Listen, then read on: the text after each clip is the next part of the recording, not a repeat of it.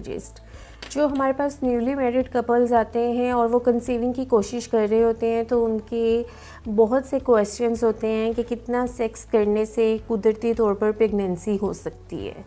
तो आज मैं इस वीडियो में आपके कुछ बहुत ही आम सवालात के जवाब देने की कोशिश करूँगी।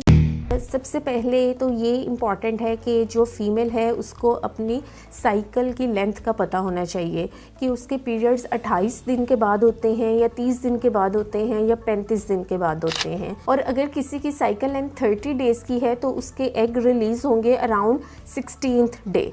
तो सबसे पहले तो आपको इस चीज़ का आइडिया होना चाहिए। बज़ाहिर वो कपल जो बिल्कुल ठीक नज़र आ रहे होते हैं, उनमें कोई प्रॉब्लम नहीं होता, हस्बैंड के टेस्ट किए जाते हैं, फ़ीमेल के टेस्ट किए जाते हैं, फ़ीमेल का अल्ट्रासाउंड किया जाता है और सब कुछ ठीक होता है और कोई प्रॉब्लम नहीं होता, तो उसमें जब पेशेंट की हिस्ट्री ली जाती है तो उसमें पता चलता है कि जी हस्बैंड आउट ऑफ सिटी रहते हैं, आउट ऑफ कंट्री रहते हैं और वो कभी कभार विज़िट करते हैं और उनको फ़र्टाइल डेज़ का आइडिया नहीं होता।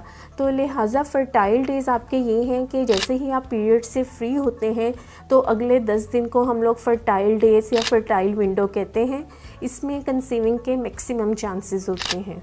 लिहाजा हम पेशेंट को कहते हैं कि जैसे ही वो अपने पीरियड से फ्री हों तो नेक्स्ट 10 डेज़ को वो अवेल करें, उसमें वो एक दिन छोड़ के एक दिन लाजमी इंटरकोर्स करें, क्योंकि जो एग है जब वो रिलीज़ होता है तो वो जस्ट 24 आवर्स के लिए सर्वाइव करता है, जबकि जो एक्टिव स्पर्म्स हैं वो फ़ीमेल की बॉडी में ऑलमोस्ट 3 to 5 डेज़ तक सर्वाइव कर सकते हैं। लिहाजा हम लोग ऑल्टरनेट डेज़ इंटरकोर्स करने का मशवरा इसलिए देते हैं कि एग जब भी रिलीज़ हो तो स्पर्म वहाँ पर मौजूद हो।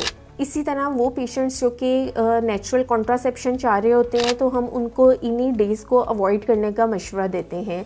कुछ ये जो आपकी फ़र्टाइल डेज़ में ओवुलेशन डेज़ हैं, इनको हम लोग इनकी डिटेक्शन के लिए ओवुलेशन किट्स भी मार्केट में अवेलेबल हैं, जिससे हमें आइडिया हो जाता है कि अगर वो पॉजिटिव हो तो विदिन 30 to 36 आवर्स आपका एग रिलीज़ हो जाएगा। इस दौरान जो फीमेल की बॉडी में सिक्रीशंस हैं वो काफ़ी थिन हुई होती हैं, मूड चेंजेस होती हैं, औरत काफ़ी वेलकमिंग हुई होती है और जैसे ही ये टाइम पीरियड गुजरता है सिक्रीशंस थिक हो जाती हैं और ये सारी जो चेंजेस हैं ये भी ख़त्म हो जाती हैं। बहुत से कपल्स ये क्वेश्चन करते हैं कि क्या duration of the sex matter करती है, तो ऐसा कोई लिंक नहीं है ड्यूरेशन ऑफ द सेक्स का। जैसे ही सीमन आपकी वजाइना में डिपॉजिट होता है that's it. So duration of the sex doesn't matter. बहुत से लोग पूछते हैं कि पोजीशन ऑफ द सेक्स क्या होनी चाहिए। जिस पोजीशन में आप कंफर्टेबल हों, जिसमें सीमन वजाइना में डिपॉजिट हो जाए, दैट्स ओके।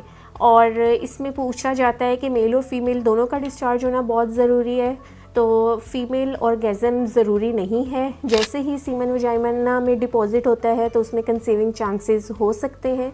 जैसा कि हम लोग अक्सर रेप केसेस में देखते हैं, उसमें फ़ीमेल ख़ुद तो इन्वॉल्व नहीं होती, ऑर्गेज़म नहीं होता, बट स्टिल वहाँ पर कंसीविंग हो जाती है।